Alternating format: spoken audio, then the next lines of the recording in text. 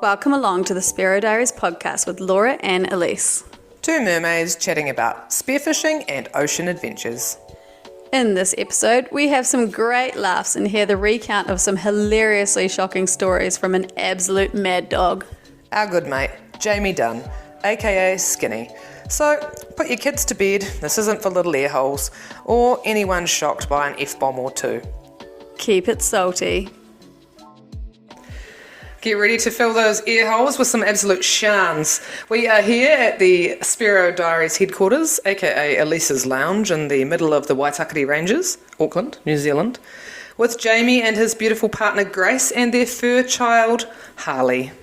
Lord of the Longshots, snapper of fins, dog dad, dirt biker, Frothing Spearo, Jamie Dunne. Welcome to Spearo Diaries, man. Hey guys, yeah, good to be here. Well, we just wanted to give our listeners a bit of context into how we know you and how we have ended up interviewing you. We first met you and the Longshots on a 3-day liveaboard trip to the Great Barrier Island in New Zealand last year.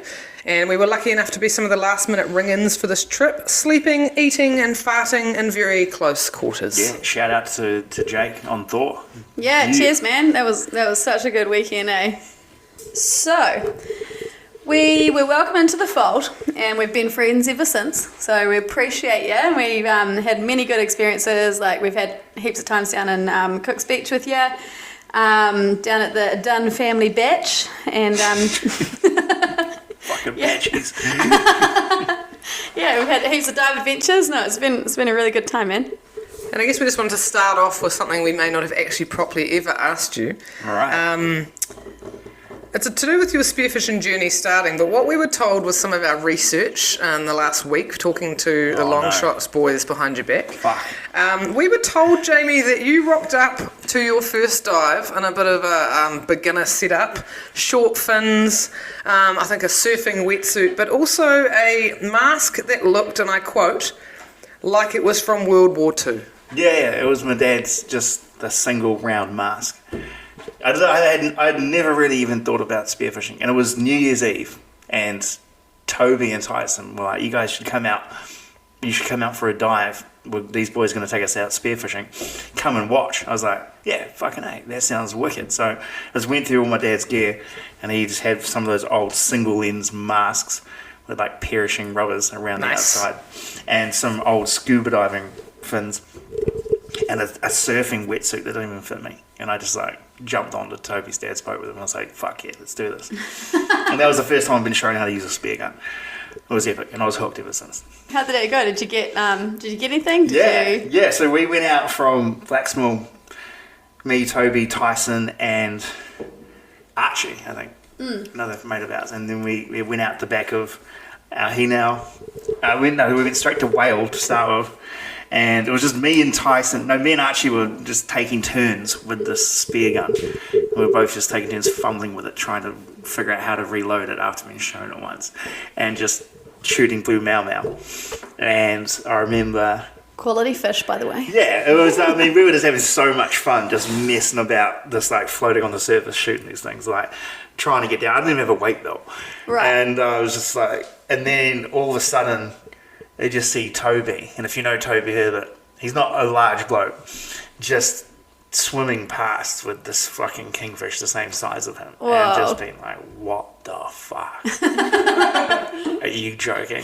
And he was just so blasé about it. He's like, yeah, there's heaps down there. And I was like, I can't get down there, I've got no weight belt. With this like really buoyant wetsuit. And then late we went after that. Actually, it did end up miraculously shooting a John Dory. Did you? From the surface on the top of Whale Rock. Holy heck. Which comes up to like 1.5 metres. So like it just sort of, and it was just an amazing day. Then getting back home and everyone just like, no one cared at the Herberts that Toby had shot this big kingfish because it's just standard practice. But for us, I was just like, he's like, yeah, you can take the meat back to your family because it's New Year's Eve and we're having a party. And just to show up with like all this fish, and they're like, what? I was like, yeah, that dude just shot like a kingfish. It was incredible, like that. And that was it. I was hooked. That's awesome. So was it John Dory on that day your first fish? It was a blue mau mau. Sorry, the you second just one said was that a John Dory. Yeah. I'm sorry, I'm still amazed that you got a John Dory on your first dive, I know, though. yeah, Like, yeah. I've still never Yeah. even seen one in the water. Yeah, Toby was like pretty impressed too. Yeah, I got quite lucky in starting off spearfishing, getting a lot of good fish, which like helps you keep the momentum going. Yeah, absolutely, and probably definitely helps with the group of people that you're with, hey? Yeah, sure. Yeah, Kind- we kind of were been so lucky steering for a while. we were so lucky getting like involved with the herberts. Yeah. They were fundamental to like us just getting so hooked on it. Yeah. Oh, that's so cool. What do you think is your favourite part of spearfishing? I mean, it's honestly, I think it's just like how you feel when you're going spearfishing. Yeah.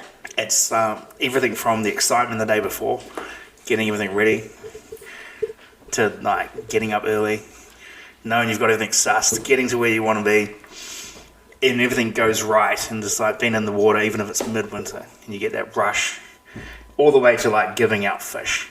I don't know what the best part of it is, but something about the whole thing is just such a cool experience because it lasts like 3 days. Yeah. From like organising the trip, say the night before, to like still eating it on the Monday and being able to share fresh fish. Yeah, it's a pretty cool. I don't know what my favourite part is. It's certainly not just shooting big kingfish.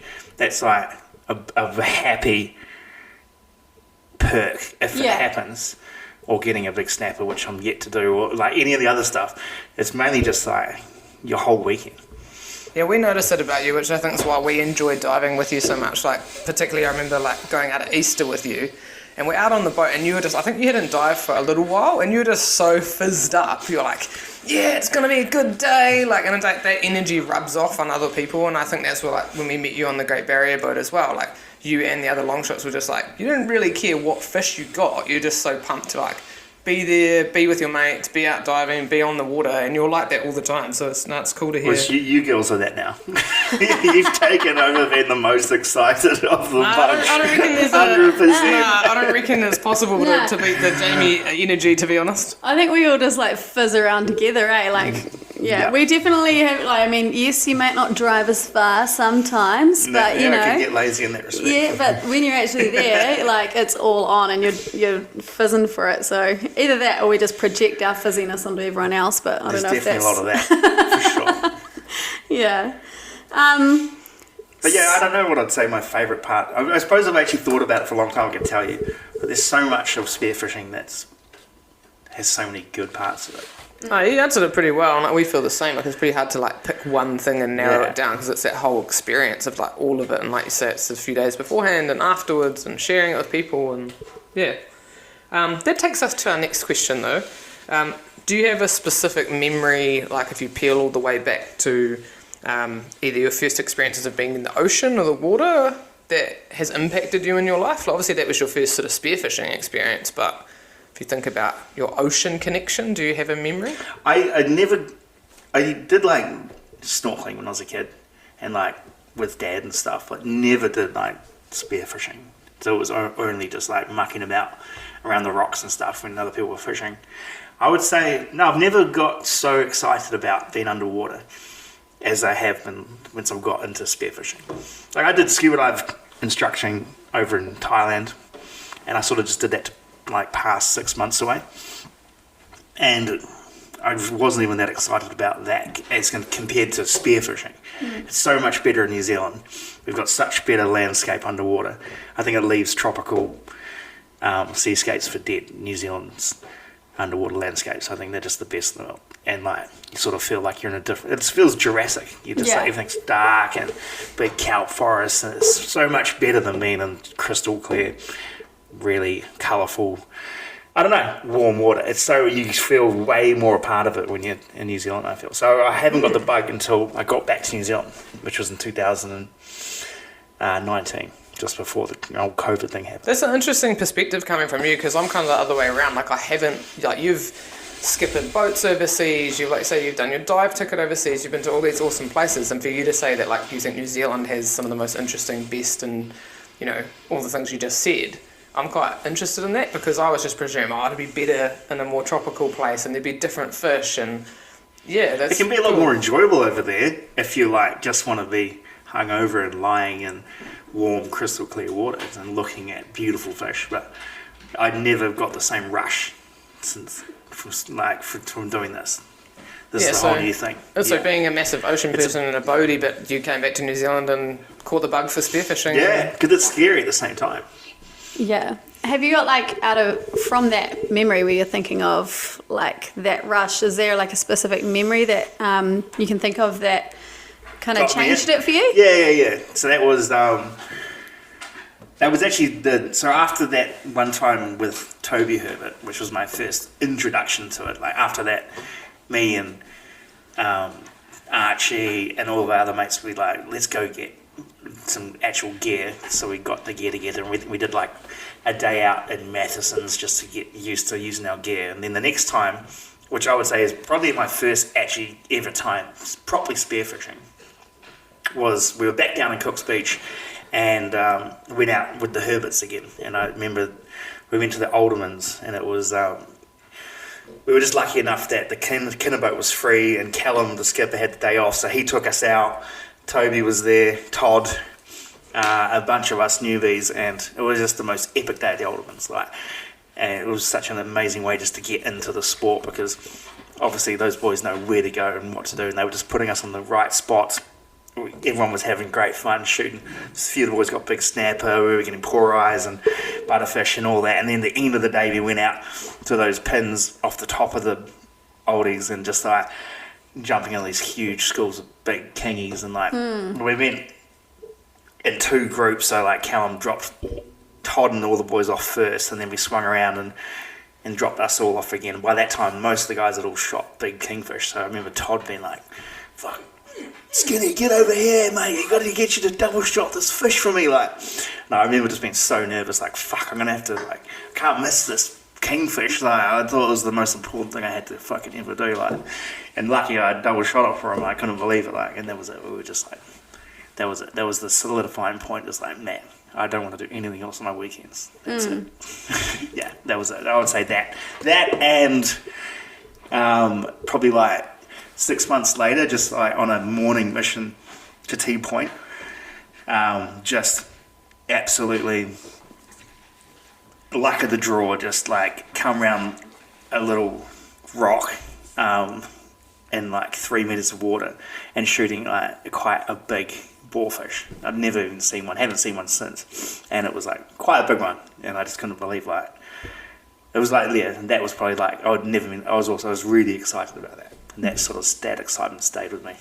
That's a pretty epic boarfish. I know, like, I've looked at that photo plenty of times and been like, oh my God, look at it. Like, and I did nothing for decent, it. I just swam along the look on your face in edge. that photo too is just like pure joy. Yeah. Like, so that's what I'm saying. I was really lucky when I got into it that I had all these experiences earlier on, like shooting.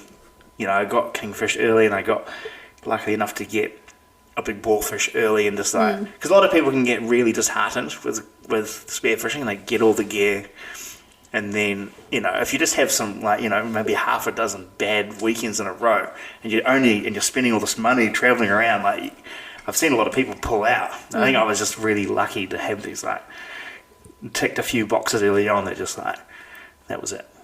It was ingrained.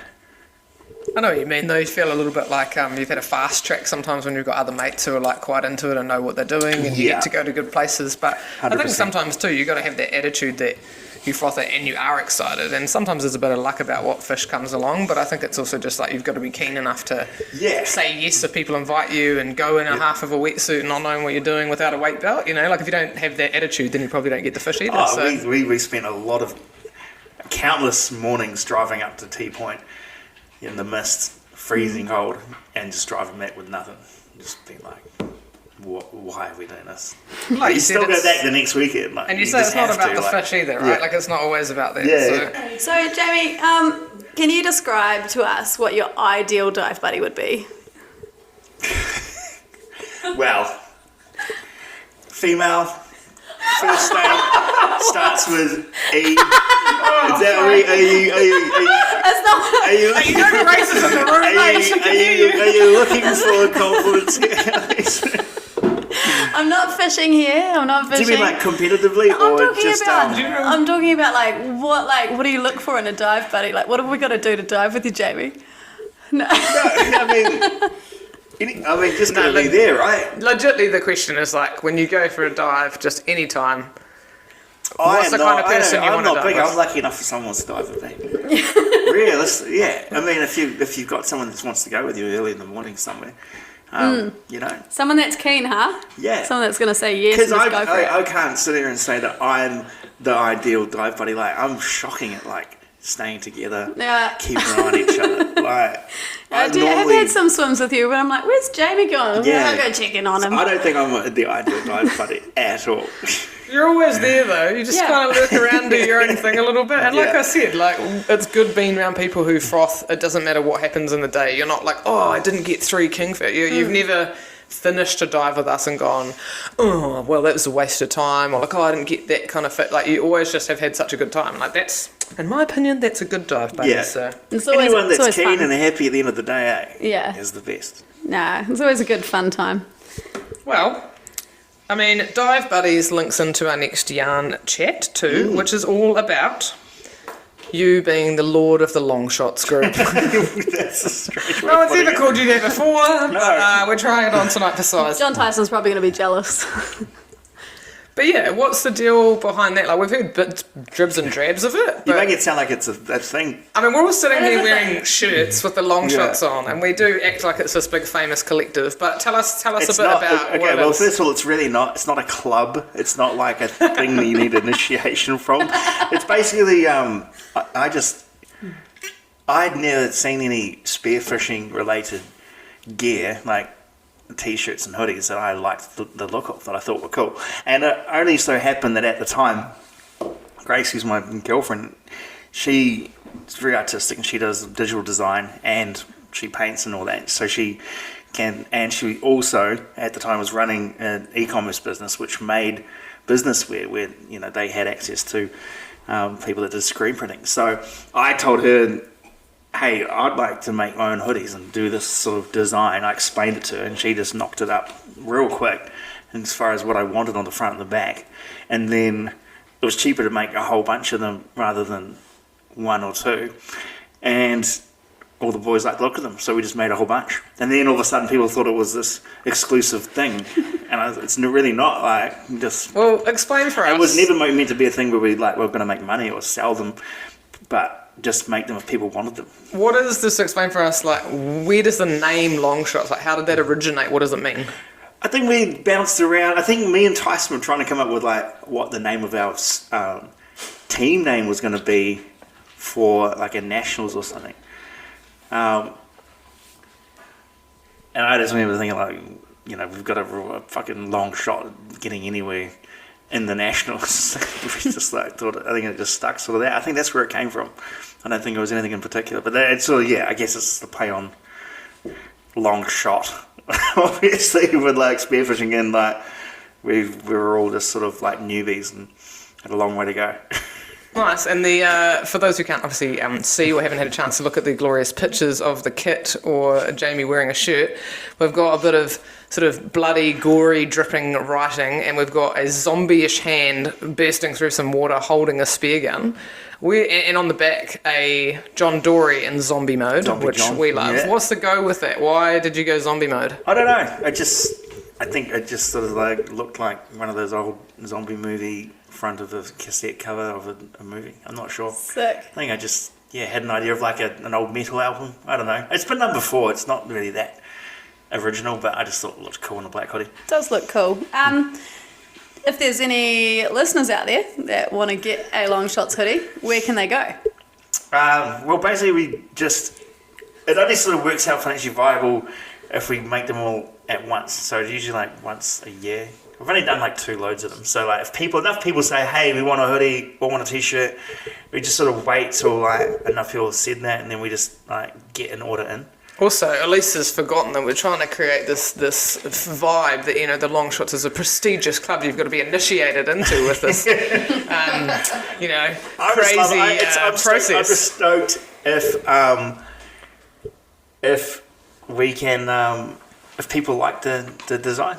Well, we know And- from a fact that a few of the boys from Fundies and other people have met you on trips. They're like, oh, bro, where can we get one of those? So it's kind of cool that you just made them for, it's on the gram. People can look it up. And There is a Longshots Instagram. That's where they can go. They can go to that and just give us a message. Yeah. Sweet. And if you too feel I'm so like... terrible at any kind of this. No, but it's cool. Like, that's what we're asking you Because about. this really didn't come about as far to be like, oh, this is going to be like a brand that I'm going to market. Or anything. I literally just wanted like a hoodie that was spearfish thing that I thought looked cool. And there was nothing out there.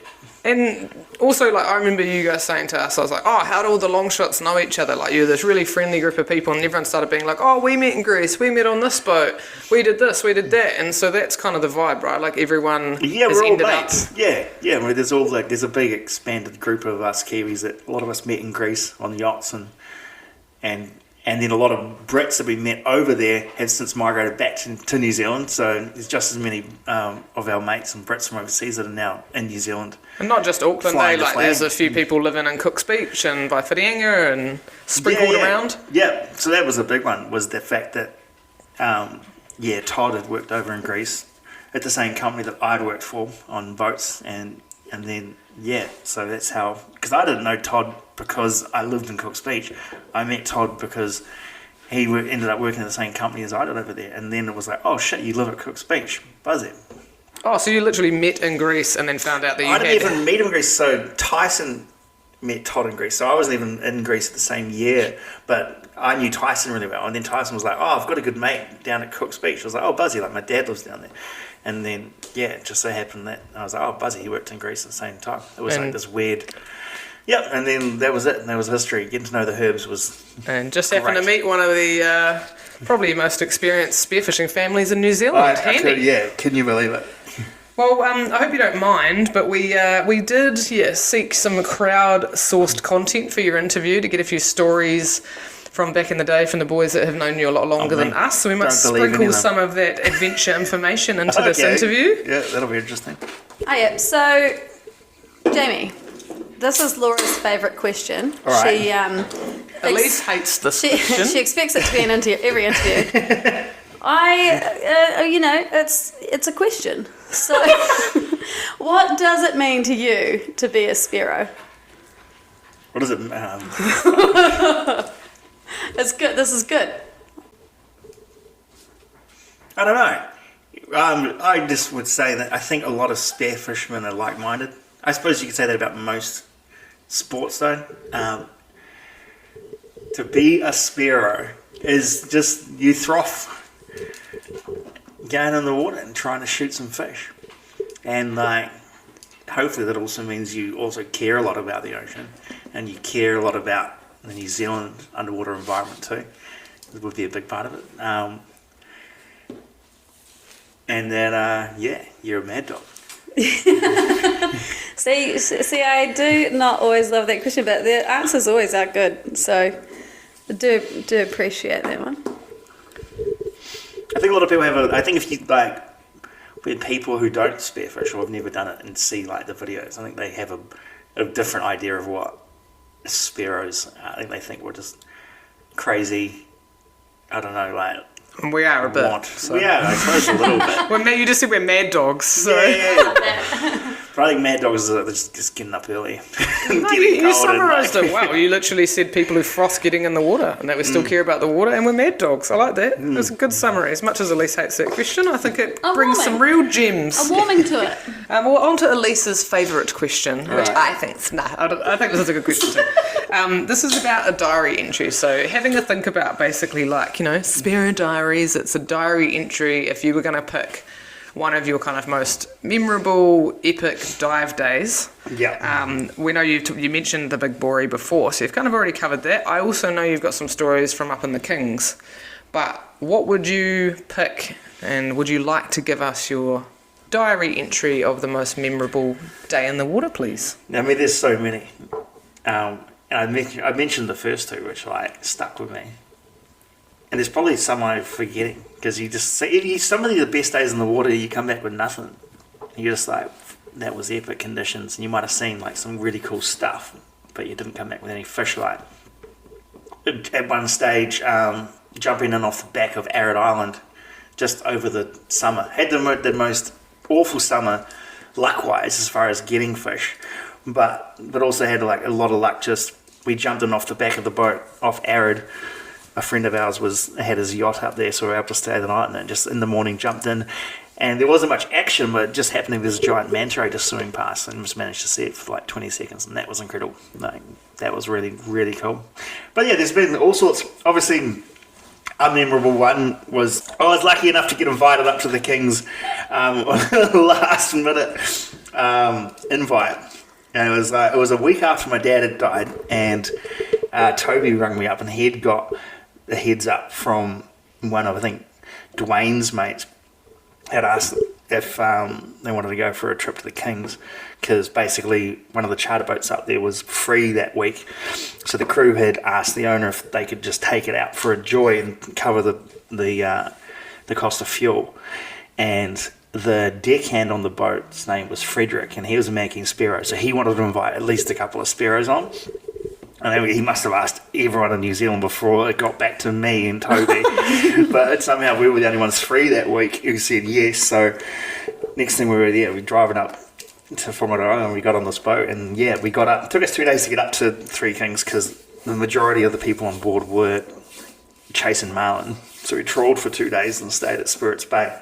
But yeah, by the time when we got there, man, we had basically 2 full days and 2 half days of spearing the Three Kings, which was fantastic. Yeah, and the very first morning we woke up. No, sorry, the first evening we got there, me, Frederick, and Toby jumped in for an evening dive, and we were just we were in Northeast Bay, and we're just mucking about. There was all sorts of fish kicking about, and Frederick shot a barracuda, and we were just like taking in the sights, like pinkies on the surface, all the random fish that were just like, it was pretty incredible. And then, yeah, I peeked, went down to a ledge at about 16 meters and peeked over it, and just this great big black look. And in my mind, it was this big black shark just swimming just out from me, just below me, sort of looking up at me. And I came to the surface. I thought I came to the surface quite calmly. I had heard that you they watched you crawl up along the rock to the surface. That's the other way it was described. Toby was like, "What's down there?" I said, "He's like, you're pretty much bloody running backwards up that cliff." And I said, "Yeah, there's this big black shark down there, and it's not a bronzy." He's like, "Do you reckon it was a white?" I was like, "It could have been. I don't know. Never seen one." So then we swam and told Frederick. He was really blasé about the whole thing. He was like, "Oh, okay, it might have been a great white." He carried on collecting power. And it was about a threat of me to swim back to the boat. We got on the boat. And then that night, everyone was sort of giving me shit like, whatever, bloody great white. Like, it's probably a black shark. Probably a little blue shark, rah, rah, rah. And then the next morning, we were getting ready for a morning dive. And we're getting our kit on, and throwing my dive buoy out off the back of the boat, and one of the other blokes on board, one of the anglers, was just like, "What's that?" And there's a shark like nudging your dive buoy, and it was this great white shark, and it was probably a juvenile. I think it was about 3 meters or something. And we slowly sort of brought the dive buoy in, and it followed it in, and one of the guys got a GoPro footage of it, and it was certainly there. And then we ended up getting in about 15 meters later because Frederick was like, "Yeah, no, we'll get in, he'll be gone." So we got it and did some spearfishing, expecting this great white to show up again, which it didn't. But then that night, Frederick was like, "Oh, boys, I should probably tell you, of that great white's here every time we come here." I just didn't tell you guys because I was really wanted to go for a dive in this bay, and I thought if I told you, you wouldn't jump in with me. No wonder he was blasé about it. He's like, "Oh, it's just Gordon, the great white, don't want him." But he'd never gone for a dive there. He'd always been up there on fishing charters, so he was dead keen again. Yeah, Frederick's just a mad dog. Were you when you knew that it was a great white, were you how did you feel? I was out of the water by the time we knew it was one. At the time, I just I don't know what it was, but it was nice to be with 3 of us and just be like, "Okay, we're all here, we're all heading back to the boat together." Because You've got guns, and it's really clear. So we're like, whereas it wasn't, I've been in situations where you're in really dirty water, and there's a bronzy around. I felt more vulnerable in those situations than in that situation, because you could just see so far out. It was actually not too bad. After that incident at the Three Kings, we saw footage of one of the other charter boats that was up there the same evening. They had been harassing it. Well, basically, they had a piece of tuna attached to a dive buoy. This was a big group of fishermen that were just being dickheads, basically, and I was literally watching videos of this same great white just thrashing up against the side of their boat, like trying to eat a big piece of tuna that was attached to a red dive buoy.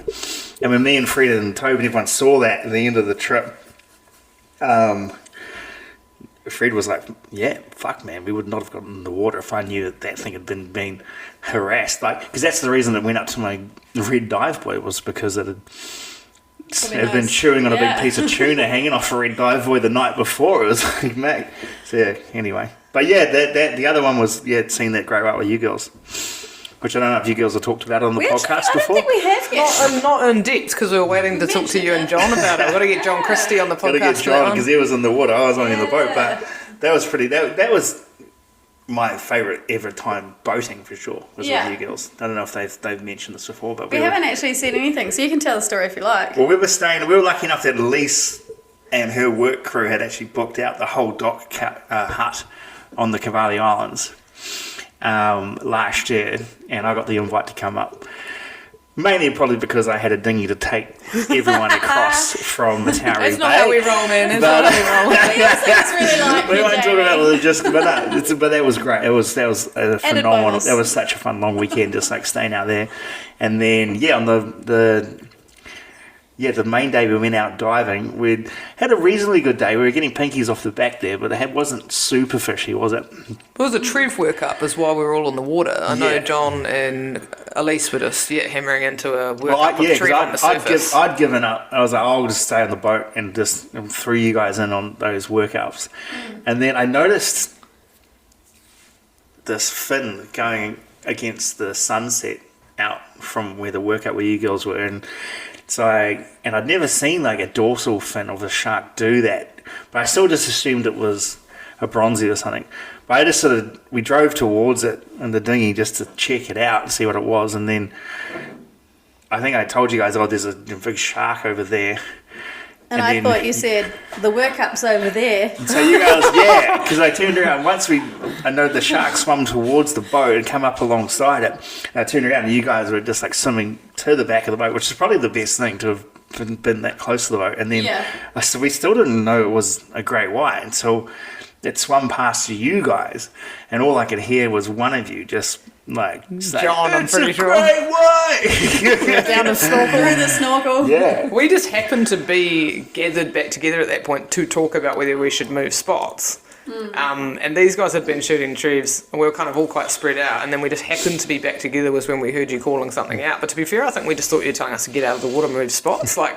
I'm glad that we were side by side, and that we had the boat there. I mean, it was so close to you guys from where it looked. It went straight across. I felt like it was like it swam directly at us. We're in a line of three of us. It swam directly towards us, and about a metre in front of us, it turned and went broadside. Very close. And then just it cruised past, and then it just erratically swam away. And it was like, when it boosted, I was like, all right, what's it thinking about? And then I was like, boat, come over here. I think as soon as... You guys were, all of you were incredibly relaxed. When, as soon as you heard the... Sorry. I was relaxed because I didn't know it was a great white until John nailed down his snorkel was why I was being chill. And then, I think as soon as Cam heard on the boat that it was a great white, the engine was on straight away and he was coming over towards us. And I was like... Yeah, Cam was time to get out of the water. But I remember you girls hopped out and I leaned out and grabbed John Christie's gun off him, and then he turned around and swam back away from the boat and they're looking for it. He just wanted to see it again. I was like, oh man. Oh, Christy. But that was phenomenal because you guys got a bloody eyeful of that thing. I mean, like with your scenario, you hear from people when you tell them, when you're only new to spearfishing and you tell them, oh yeah, I've seen a great white, and people just go, whatever. Or they go, really? Tell us about it. So it makes you realise not everyone gets that experience. So I mean, if 5 years ago, if you'd told me, I would just assume if you were in the water with a great white, you would die. That was just honestly, I was probably pretty similar. Yeah. So you know, they can understand if you tell people that. It took me a while to realise that actually sharks are just there, fine, living their life. And I'm like the same as you. Like I was a bit like, the great white didn't make me feel super scared, but bronzies kind of do. So it's interesting that they behave so differently. Yeah. So I think this may not be true, so do tell us in the comments if it's not true. But I've heard that they are them and makos, is it, that can have warm water to their brain, so that they can not warm water, sorry, warm blood to their brain, so they can make pretty instant decisions. So it's great whites and makos. Is that right? I think I've heard Darren Shields say that. Yeah. Okay. That's just right. It was either Darren Shields or maybe Davey say that on a show, but maybe it's true. I'm not sure. I'll have to look into that. But I had that running through my mind when I saw it, and I was like, you don't need to think about me twice. I'm out of here. Yeah. Cool. Well, no, yeah, I remember you telling that story. Those are cool. I mean, like I said, just another story I was lucky enough to happen to me, because I know people that have been spearfishing for 20 years and haven't seen a great white shark. So just lucky. Feel so lucky. You got it twice. I felt much safer when you guys are in the water and not me. But hey, no, it's cool. It's definitely a bonding experience when you get to share that. And at least we weren't alone, because no one had a GoPro in our scenario. I think you had some Maybe you footage can tell of yours, people that's what the Longshots shirts are for. Yeah. It's only if you've seen a great white. Only if you've seen a great white. Yeah, okay, we'll go with that. Well, rolling into a slightly more amusing memory shared from the Longshots, they told us to ask you about the time you were beaten by Todd's 11-year-old niece in a spearfishing comp. I mean, you've got that option, or the time you jumped off a bridge or ran across naked a numerous number of different things. Across a super yacht, I believe.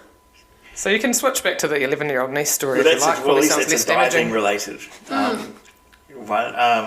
was mine and Tyson's first spearfishing competition, which was the New Zealand Nationals out of Mercury Bay. I think it was 2021 or 2020.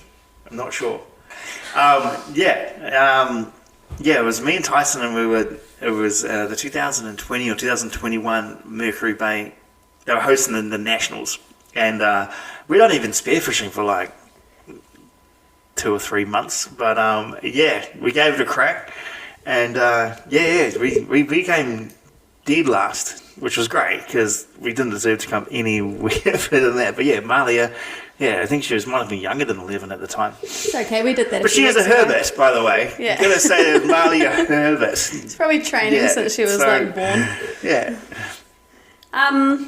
Well, do you have any funny stories about diving that you can share? For example, the time you got stung by a wasp on your whatchamacallit, and it apparently got 3 times the size, and it had to get put into a spearfishing safety briefing for future generations. And all the time that you shat in your wetsuit during a comp. Well, okay, the shitting in the wetsuit during the comp is a quick story, because that was just at that exact same Nationals. You can also think of your own, but carry on. That's an easy one. I'm sure everyone can imagine what the scenario was, and that's just exactly what happened. I kept it a secret from Tyson most of the competition, though. I won't go any further into detail. How long were you in the water with this happening? Who you were diving with didn't know you shat your wetsuit? No. It was a 6-hour competition. You didn't let it out? Well... Okay, go back to the start. We need to know every detail. No, we stopped halfway. So it was at the very beginning of the competition. And it was at Great Mercs. And there was literally this heavy swell. And there was really nowhere to get out. I mean, it was bad. So, and then, at lunchtime... I just want to know the decision point there. You were just It was The decision point. You were like, I'm just going to do it. It was the kind of situation where there was not much of a decision to be made. Okay. It was just like Are you a coffee drinker? it was just like a lot of excitement. This is why my It was Dave a Day big ritual swim, is going beforehand. Yeah. And then we stopped for lunch. We found a place to stop for lunch and climb up on the rocks. And I just managed, I let Tyson get up on the rocks first, and I just got out of my wetsuit a bit further away from him, and that was it. What And was he didn't- like in the realisation that it all happened? I told him after the whole comp. He didn't realise. He didn't realise all day.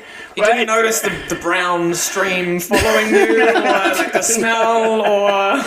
Jamie, every time you went down, there was this weird brown cloud. No, it was pretty bad. The viz was shocking. like a bit. On that. Just like wherever you went.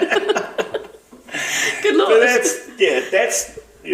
That's self-explanatory, really, that story. But the wasp one's quite funny, because that was when that wasn't actually spearfishing at all, but it was scuba diving. Okay. So it was when I was working in Greece. We were doing sailing charters, so we're taking groups of people around the Greek islands, and one of the particular places we'd stop, they had the option to go scuba diving, and we'd always join in with the guests for a free scuba dive. And I was hungover. I had about probably 12 guests on the boat, and there were these French guys that ran it. This guy Cedric, they're good friends of ours, and I think I was really hungover, and we'd been for our first dive, and I was just standing on the back of the boat taking a piss, and I remember looking back. There was a wasp hanging around my dick, and I looked back at my engineer and I was like, ha ha ha, there's a wasp hanging around my dick. I would have said something like, I guess it smells, something stupid like that. And then I just felt it stung me right on my knob. I just remember feeling it initially I remember looking down, it was on my knob, so I was just like, fuck, so it's squeezing. Just pause me here, because I'm just trying to just process this. Not I got my having a wetsuit knob rolled down. myself. Yeah. So you got a wetsuit on. Well, but it's not like a good wetsuit. So it's the Mediterranean, so it's just like a real lightweight thin wetsuit. wetsuit. Yeah. Okay. Right. But it's rolled down. No, it's going for a wee look. Going for a wee. Okay, no, Yeah, okay, so it's that's what I'm rolled understanding down here. mostly. It's completely exposed. Yeah. Stung you on just skin. So I'm like, Right. So I'm just Horrific. I'm dancing around the back of the boat, well, the whole deck of the boat, and sort of screaming. And I've got guests there, paying customers for me to take on holiday. I'm taking on this trip around the islands of and they're all sort of posh British people, and they're just sort of looking at me sideways, and the French guys are just losing their shit, just fucking cracking up. And after about sort of 5 minutes, the pain was just getting worse, and I was probably maybe let's say 2 or 3 minutes, and I'm just I'm squeezing myself fuck. So the Cedric's all right, let's have a look. Come on, man, it's getting so bad. It's getting really bad.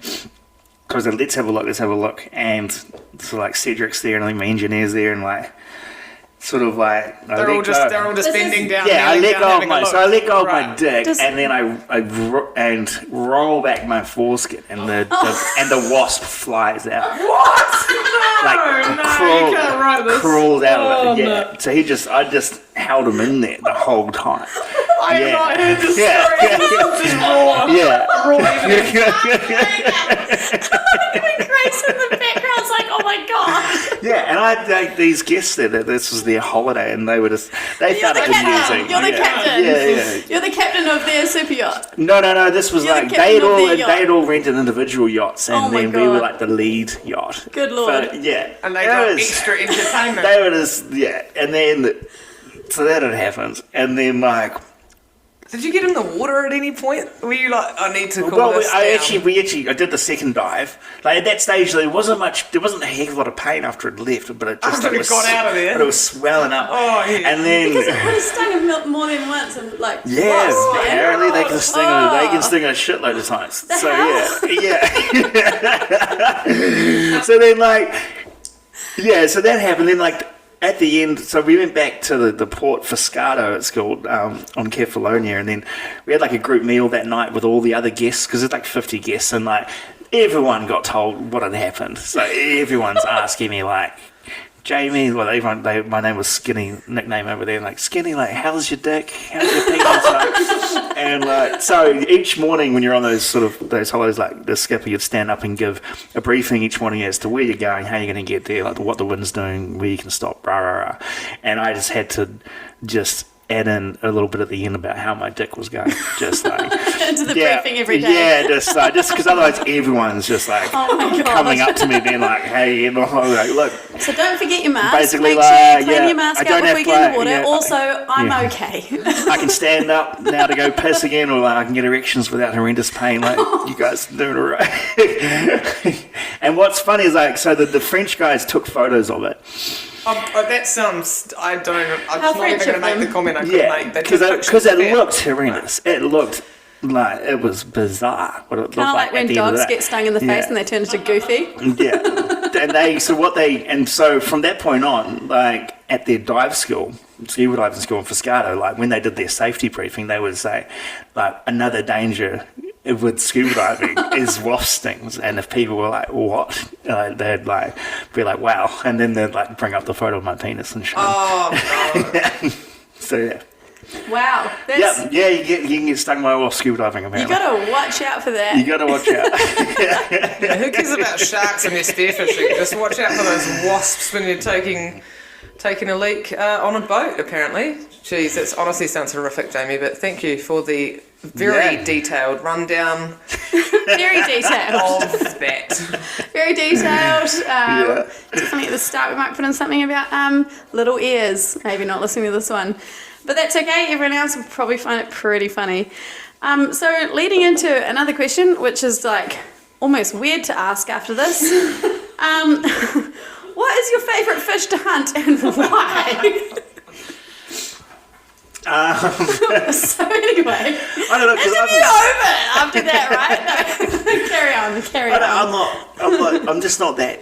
I'm not that experienced or good to be like, like I love snooping big snappers because I just haven't yet. I'm not that skill level to get the big ones. I have seen you snoop a snapper, a pretty decent size, just straight off. I swim right over it, and you just. I get lucky. Sneaked down there and plugged it, and I was like, oh my goodness, where did that even come from? Now, I've normally got lucky with snapper, but nothing the same size as what you've got at least. I'll stop. But no, I'm gonna say, man, there still is nothing that's actually compares to just like diving in on a school of trees or something. And just like seeing some big golden tails down below, and like they get close enough, and then you've got one like that's still kind of the buzz you still sort of chase.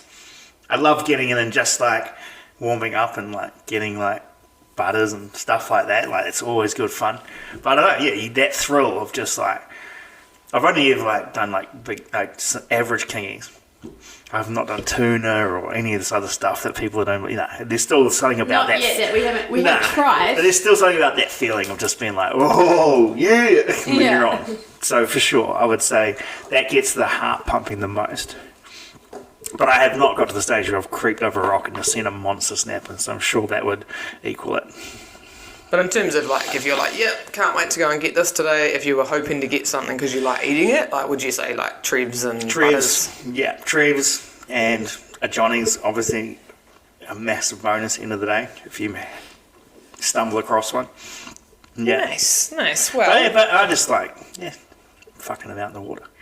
Yeah, me. Not picky about your fish. We like it. Neither are we. Oh, you get less picky as the day goes on, don't you find? Those poor eyes look tastier and tastier if you've had like a shitty day. Hey, we had poor eye for dinner. Fuck we had a delicious very good, meal. Underrated fish, mate. They were delicious. We had kingi and port eye in the same meal and a green Thai curry. Couldn't tell the difference. Anyway. It was lovely, all right? We've got a new section that we only brought in our last episode with Alex Edwards, and it is the ick section. All right. Tell us about... Was the last two sections not the ick section? The wasp and I've the got a wet new section. I've got a new ick in my mind about anyone doing that. But yes, basically tell us about your biggest pet peeve or ick when spearfishing or like out on the boat.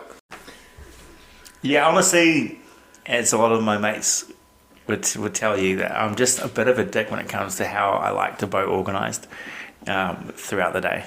I just love having a tidy boat. and I hate when someone like puts their fins on the wrong side of the boat. I've got it all in my head, like, all right, your guns go on that side, and my gun goes, and you've got the fins there, and the weight belts are all going to go here, and then when it starts, I just have this thing where I'm just like, hey, you're the captain, you make the rules. Don't be messy on the boat. Yeah, Waikato justice needs to be looked after. yeah. People, That's his boat name, by the way. Yeah, a lot of people will say, fucking going out with Skinny, man, he's such a prick on the boat. Like, I've never heard anybody say that. In the days that we've been with you, you haven't been a dick about it. You've just been like, hey guys, can you just, keep this here, it keeps it tidy. And it's easy when you're jumping on someone's boat and you know what they expect of you. Sweet. Yes, but also I have seen and like I have heard. Go on. What have I done? Well, Skinny's very politely trying to contain it, and he's like, can you just get your stuff off the ground there? And I'm like looking down, and there's this big green line on the floor, and I'm like, hey Laura, maybe you just need to pick up your float line there, mate. Maybe. She's on this yarn with the float line again, but I was going to say, you like a tidy boat? Do you like to also have a box of Elisa's junk on? I was going to say tidy box. You can raise those eyebrows, guys. Stop it. I was going to say, have you ever experienced Elise bringing her giant plastic box on the boat? Because it is... No, because it's Skinny's Waikato Justice. It's a small boat. I just take what I need to on the boat that day. She came at me with the line, and do you know what? I don't think I have ever got a big tangly line on your boat. It is funny when you get like, you're like, all right, there's going to be 5 of us on the boat today. It's going to be a bit of a tight squeeze, but all right, we'll get us all on, and then everyone's got the biggest wetty float boat possible. And you're like, fuck. Come on, guys. You're like, cool, 5 float boats. One of us. Can we just have one float? Like, come on. Yeah, no, fair enough. So your biggest ick I'm just is... a bit of a, and I think that comes from actually just working on boats and just needing to know, like, that you need to be able to move around and stuff. But, yeah, I'm a bit of a dick when it comes to that. We do not think you're a dick. I've probably been polite to you. When it comes to, like, my long-time friends who I'm getting into spearfishing, they're like, man, I never want to go out with you again. You're an asshole. Well, we've got the nice Skinny, eh? We had the nice Skinny version. He's nice to us. Right, your mother taught you well. Treat the ladies with respect. Nice. Skinny... Apparently, we don't have the same Dive Day ritual, but what Dive Day rituals do you have before you go out? Man, mine, I don't. Nothing. Sometimes I'm like, yeah, I don't know. Just get up, make sure you get out of bed. Sometimes I'll be like, like try your best. If it's a weekend, like try your best not to drink too much before like it's the morning. But yeah, I'm pretty shocking, and I'll be like, all right, don't eat anything greasy. Like, we'll just have like a handful of oats, no coffee. But then like you've woken up and you're like, oh, smashing some leftovers from last night, 3 coffees. Just I really don't have any rituals. So well, maybe you could adopt mine, which is going to the toilet before you get on the boat. Well, yeah. He's learned their lesson, clearly. Yeah, but it just doesn't work out with me that way. I need to go to the bathroom as soon as that wetsuit's on. It's just weird. It's this weird habit. It feels kind of comfortable, kind of warm, and We're used to it now. Would you say a new ritual that you could partake in? This is just a suggestion from the person who beat both of you at the last competition. Is Grace telling you not to drink the night before? No, so not she at all. told you to tell me. No, I actually wasn't going there on behalf of our girl. That's not where I was going. I was actually saying from someone who recently smoked both of you. Can you just at tell us that one more time? Tell us about that time you beat us again. Yeah, nah. In all seriousness, I was just wondering if you had a new ritual about like checking your gear, checking your fins, maybe lines and fins. Just giving them a little bend beforehand to make sure they're actually like gonna work for the day. I just thought maybe that if you don't have a ritual, that's something you could start doing. I'm just gonna dive with half fins all the time now. To be fair, they did work up until about 10:30 when they stopped working. Yeah. And then the second one up at 12 o'clock. Yeah. Yeah, I've never had that happen. Well, I've never broken a fin in my life. And it wasn't that they broke.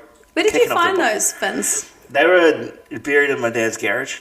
But they were Amir fins, so I was like, these look like they would be kind of cool. Potentially from the 90s.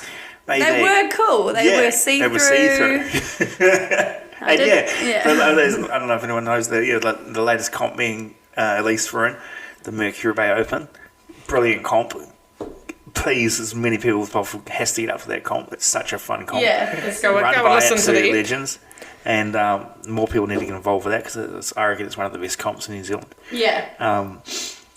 And yeah, so I had these see-through fins. They looked like they were like pieces of perspex you'd find on a roof. That's probably actually where they came from. Maybe. And Elise had such high hopes for me. And I did. And I was still good. do. I knew I had to bring some absolute A game to keep up with Elise. Oh, and then stop. and then an hour into the comp, I just felt one of my legs was like something was strange. I looked down and like my fin had just snapped. And then I was like, all right, fuck it. You know what, Elise? We can do this. We can get through this comp with just one fin. So we swam down to the point where we were aiming to get to by midday of that comp. And just as we got there, the second fin snapped. So both times, it was like he gracefully dove down. He had a really nice duck dive. As his fin comes up, his legs almost pointed toes, that graceful. As his leg comes up, I just see his fin like going half, and I was like swimming over to him to be like, bro, you're like, your fin must have come out of the pocket or something. Looks down, he's like, oh, it's just snapped actually. So I don't know how the hell it happened because you're such a strong swimmer for me to keep up with. She's a punisher. I made him boost. I did make him boost. To be fair, we stopped halfway because I saw some sneaky goatfish on the bottom. And we got them. Yeah, that's right, we did. So yeah, that was tough because it basically had to spend the last half of the comp getting back to the boat and just pushing and at least doing as much as you could to get a single fish on the way back. But yeah. I remember. We lost fair and square to Laura, 100%. Specifically to Laura. Because it was actually nothing to do with the fins. Like, they actually got a considerable amount of fish. You did. Yeah. They did the I smart thing reckon even if you had your fins, she would have still. Yeah, I don't think it would have changed much. No, not at all. Because we got the majority of our fish sort of before midday. If they'd got that kingy too. Do you remember that kingy, Laura? Okay, I think we should change the subject now. I'm not quite over that yet. I'm still upset about the kingfish that was lost. I shouldn't have been a smart ass. It's just that I might never beat you guys again, so I just got to up a few more times. I'm sure you will. I don't know if Elise is ever going to compete with me again. Or she's definitely going to sort. Or maybe need to sort me out some fins. Well, okay, taking us back then, for tips and things you do differently, if you could go all the way back to when you first started spearing and give yourself a hot tip, one of Elise's favourite questions, I like for it. yourself, what would you tell yourself on the beginning of your journey? I don't know. Honestly, I had such good luck at the beginning of it all. I sort of thought like I was nailing it to begin with. And it wasn't until into 6 months of, and especially when you started competing and realizing oh shit, I have got so much to learn. And I'm at the bottom here. I gotta really sort. So I don't know. What would I tell myself? The same stuff I always tell myself. Just don't drink so much the night before. Fair. Did you have some pretty punishing days where you figured out that you can't dive hungover? Is that why you say that? Well, you always think man, I probably could have been done better if I'd had a few less. Just take my time. But I tell myself to take my time now, and I don't listen to myself. So I don't know. But maybe you just wouldn't change anything because, like you said, you were pretty lucky. You had some pretty awesome people take you out. You got into it. You loved it. I'm still. I've not even started learning properly yet. I'm at the bottom, so I think this is something. I don't know what I'd tell myself 4 years ago. I don't know. I'm trying to think. Go to shit before you compete. Don't go in your wetsuit. That's not fun. Hot tip.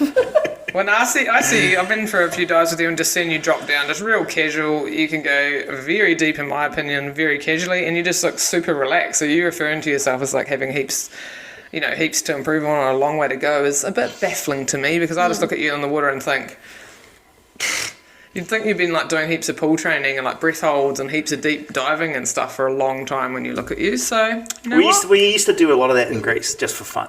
Just trying to get anchors and stuff. The anchor's at 20 metres, let's try and swim down to it. But that was just all completely different. Because before I we used to just nail down as fast as we could. Right. Like, we didn't know any of this, like, take your time, do all that. But also, I think when people ask, oh, if you go, you're a spear fisherman, you must be able to hold your breath for a long time or go really deep.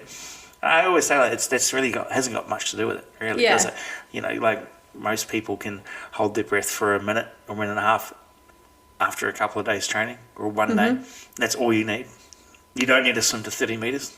If you can swim down to 10, you can get pretty much any of the fish that are out there. Yeah, not so wrong. I don't really think it really matters about like how mad dog you are about swimming down deep or. Yeah, well, you don't go on about it either, which is cool. But when I have seen you, I've been like, holy! But it makes sense you talk about like that you did do some, I'd drops rather of be grease able to and- get mean snapper and like have the technique than dive deep. Interesting. I'm sure that'll be, if you haven't got it already, which I kind of think you do, that'll be this summer, surely. Or winter, you know. I know. Yeah, do some missions up north. Maybe this weekend. Maybe this weekend. Yeah, so what is your next trip out? Don't know. Yeah. Hopefully this Saturday a few of us are getting Yep. together and go swim around. Yeah, we're in that sort of stage where, there's a few of our mates with boats, but then some of them, got girlfriends and got commitments. And winter's a hard time, right? A lot of people just want to work, which is, you got it. So. And you're a few days out, you're waiting for the good weather, you're waiting for people to actually lock in but there's plans.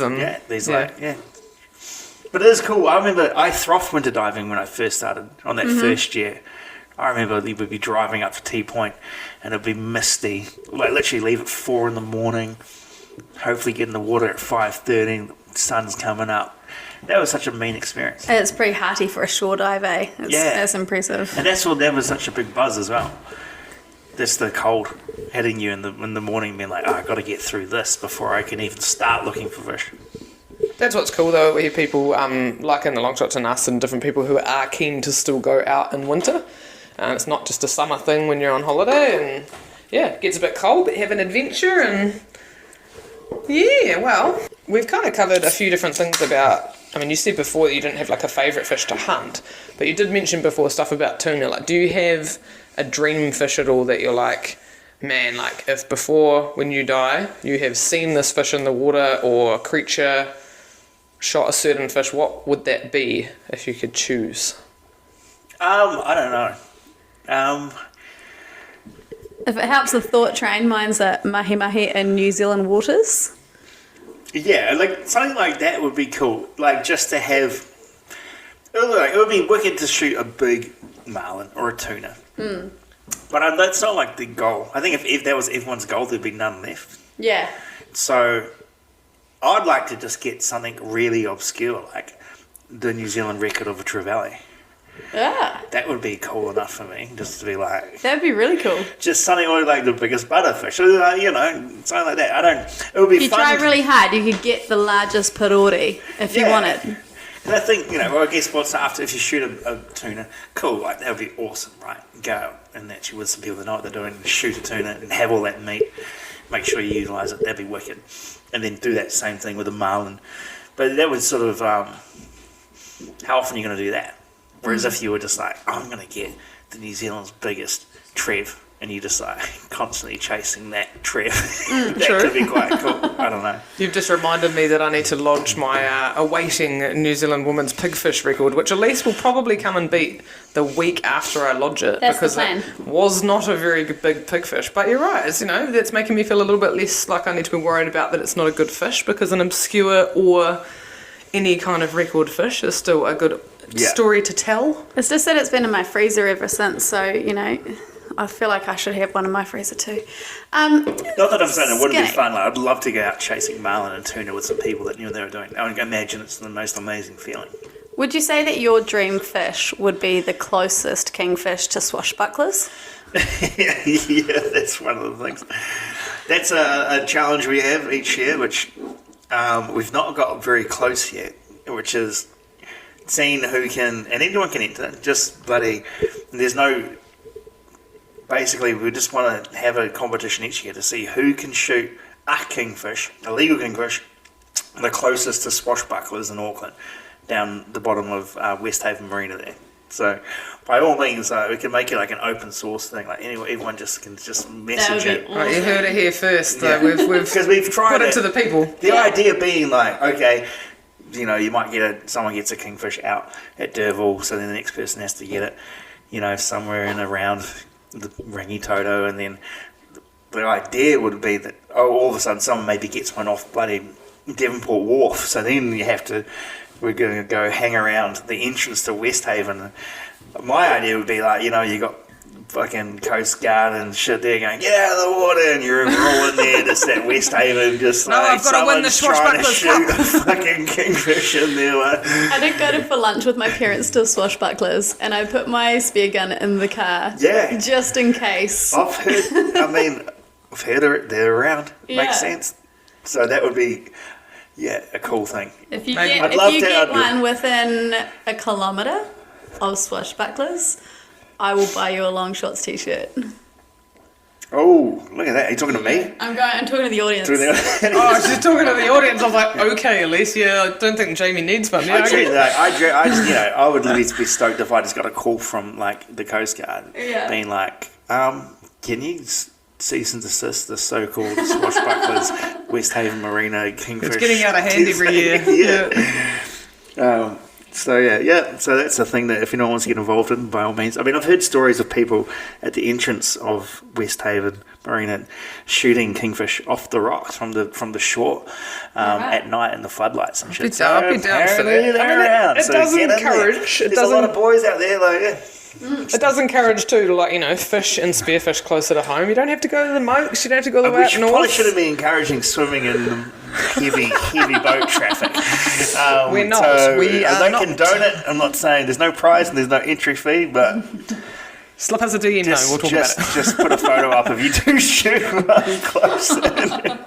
All right, well, leading on to a couple of our last questions, we have spent a lot of time with you and your lovely Grace and the Longshots and other people having barbecues and being at batches and enjoying the spearfishing spoils of fish and stuff. Yeah. If you had to choose your favourite fish that you could eat or prepare, which would it be? I think trevally is the most versatile. I agree. I don't think anyone's upset if you've got a bin full of trevally. Yeah. Always delicious. Yeah, just you've got can cook it anyway. You got trophy fish, I guess. Like you got a good sized snapper, and you're like, yeah, that's mean. But snapper's not my favourite fish by a long shot. Mm-hmm. Like a few good sized trevs and a few good sized cowies. Yeah, what would you do with them? What's your favourite way to have a trev or a cowie then? Cowie, obviously raw. I think a lot of my fish I love to eat raw. Mm-hmm. Obviously, like some fish like porei and butterfish and snapper, you want to fry them, but other people have different ways. One thing I really like doing is if I do like a green curry or like the tom kha gai chicken, so like the Thai soup. Pardon me. So, but what I'll do is I'll marinate the fish first. So you do get like your kingfish. And put it in decent sized chunks, so like bigger than you'd actually normally eat, like with like a mouthful size. And you marinate it in your lemon juice and then your coconut, as you were going to do for like the raw fish salad. But you leave it there, and then make your Thai soup with like your lemongrass and your fish sauce, your Thai basil and your galangal, and you make that up. And then the last minute, as you're about to serve it, you pour all of that marinated fish with the lemon juice and the coconut into the soup. So it's already sort of been pre-cooked, so it just has to warm up in the soup, and then you've got your like tom kha fish. Yeah, it's quite good. And it's easy. And you can actually do that with anything. You can just use that pre-marinated fish for a curry. Just tip it in, make your fucking, and because it's already been cooked, it only needs to like warm up briefly, and you still, if you do it right, you'll still have sort of that pinky raw fish in the middle. That sounds like a goer. I might have to give that a whip. Might give it a whip, or might come to your house and just make it for me. But otherwise, fry it up, right? Yum.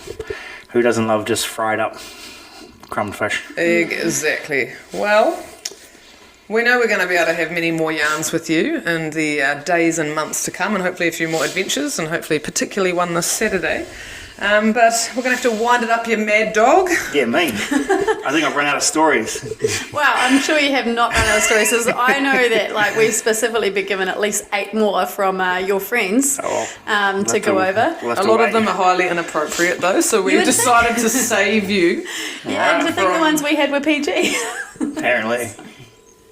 Well, we appreciate you. Cheers for letting us gals come on your boat trips and come out to Barrier and letting us into the life of the Longshots and It's definitely you girls letting us into the life now. You guys are the ones like pushing everything. John said I'm not allowed to be in the Longshots anymore recently. John Christie was like, sorry mate, but the Longshots are just for people that can't shoot fish. And I said, I can't shoot fish. I swear. It's been a running joke. Well, not a joke. It's been a secret that me and John Christie have had for about the last year, that we can't let you know that you're better than everyone else. Absolutely not. We've just got to absolutely not. So no one is. So our whole thing Laura is we just make sure we have to mansplain things to you constantly, just so you don't realise that you're way better than all of us. Actually, you guys have never mansplained. I'm just thinking about that now. Maybe that's why we like being around you. You don't actually mansplain. That's great. Yeah. Just every now and then tell her that she's put the wrong foot on the wrong foot. Small fish, right? Dirty water, small fish. The Longshots. Whoop whoop. No, thanks, girls. This has actually been really cool because, it's you guys take it to the next level with your frothness. It's really cool. You get everyone amped. It's been lovely to hear some of the detail of some of the dick stories we didn't know, and that's one of the main reasons I got into spearfishing, right? Just seeing penises. Well, safe to say I'll never quite look at Jamie the same again. Highly entertaining, mildly disturbing, but such a quality yarn with one of our favourite humans. If you're in for some draw prizes or goodies, please check us a comment on Spotify and make sure you're following us on both our Facebook and Instagrams.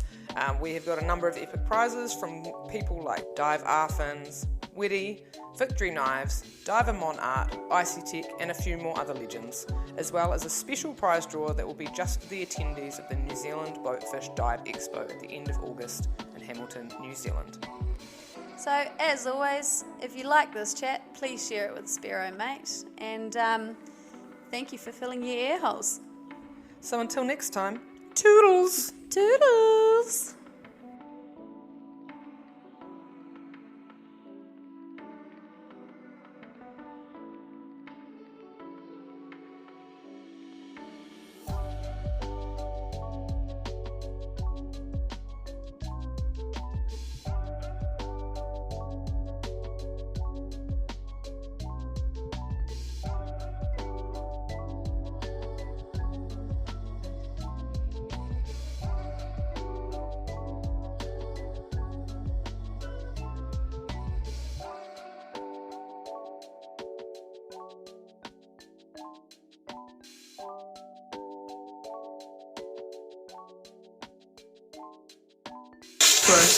Okay.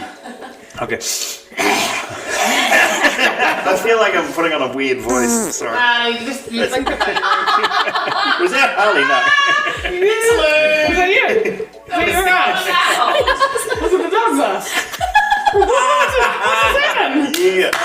Put that one in. I always wanted to do that.